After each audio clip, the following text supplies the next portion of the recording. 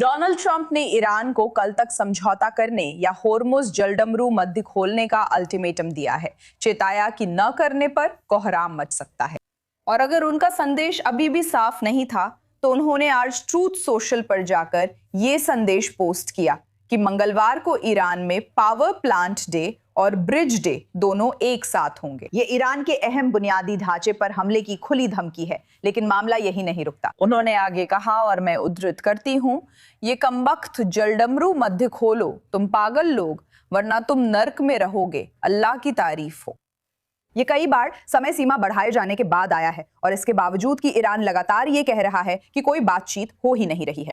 प्रधानमंत्री नेतन्याहू ने कहा कि इजराइल ने ईरान की स्टील उत्पादन क्षमता का 70% नष्ट कर दिया है, जो हथियार निर्माण में अहम है।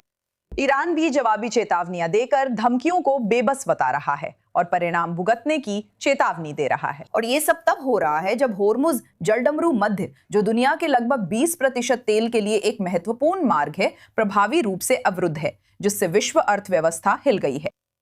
हमारे वरिष्ठ मध्य पूर्व संवाददाता एरियल ओसारन और सुरक्षा विश्लेषक याकोव लापिन से मिलिए। मुझे लगता है कि शुरुआत में सभी ट्रंप के गाली गलौज वाले संदेश की चर्चा कर रहे हैं, लेकिन लगता है वो यहाँ अपनी बयानबाजी और तेज कर रहे हैं। सवाल है, क्या 48 घंटे की डेडलाइन पर भरोसा करना चाहिए या ये सिर्फ ईरान को बातचीत के लिए उकसाने की कोशिश है?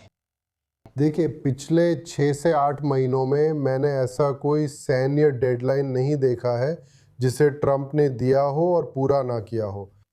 शायद एक दो अपवाद हो सकते हैं, याकोव यहाँ मुझे सुधार सकते हैं, लेकिन जहाँ तक सैन्य अल्टीमेटम देने की बात हो, ट्रंप ने जो अल्टीमेटम दिए हैं वो पूरे किए हैं। हमने ये 12 दिन की जंग में भी देखा। उन्होंने कहा था 60 दिन और 61वें दिन हमला हुआ।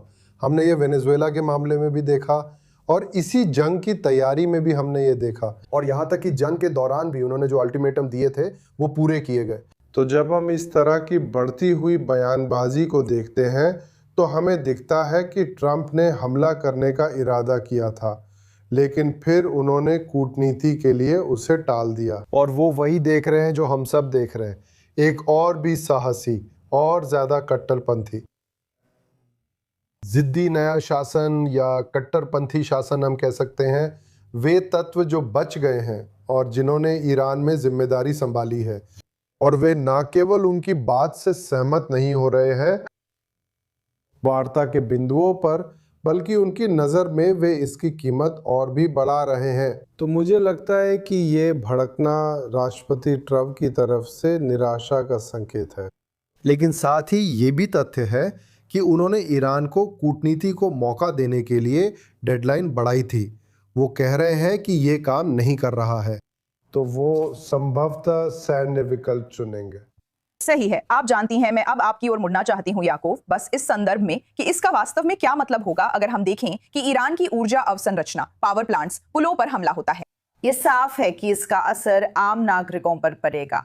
अमेरिका और इजराइल दोनों को उम्मीद है कि नागरिक शासन के खिलाफ उठेंगे। सवाल है, क्या इससे उस पर रोक लगेगी? इस समय ईरान से कैसी प्रतिक्रिया की उम्मीद है और उसके लक्ष्य क्या हैं? उन्होंने पहले ही कहा है कि उनका लक्ष्य खाड़ी और इजराइल की ऊर्जा अवसंरचना है। वे हमेशा आंख के बदले आंख के सिद्धांत पर चलते हैं। उनकी क्षमता पहले ही काफी बाधित हो चुकी है और लगातार कमजोर हो रही है, फिर भी वे धमकी दे रहे हैं। दिलचस्प है कि हम पहले ही इस दिशा में हमलों में बदलाव देख रहे हैं।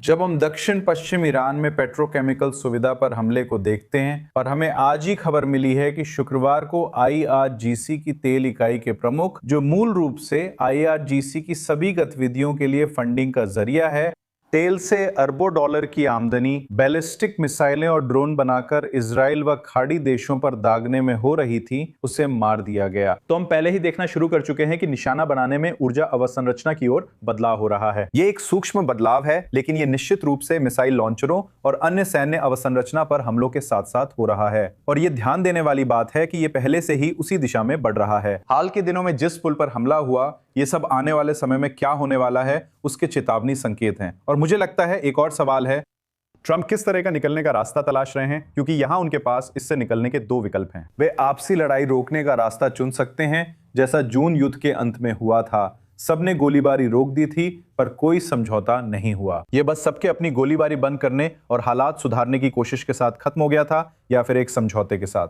तो जब ट्रंप कह रहे हैं कि जलडमरू मध्य खोलो, तो ऐसा लगता है जैसे वो पहले से ही उस तरह के रास्ते पर जा रहे हैं कि चलो सब अपनी लड़ाई रोकें और वहीं से आगे बढ़ें। ये ऐसा लगता है जैसे वो उस तरह के मकसद के लिए नहीं जा रहे हैं जो कि एक पूरे समझौते की तुलना में कहीं ज्यादा मामूली मकसद है।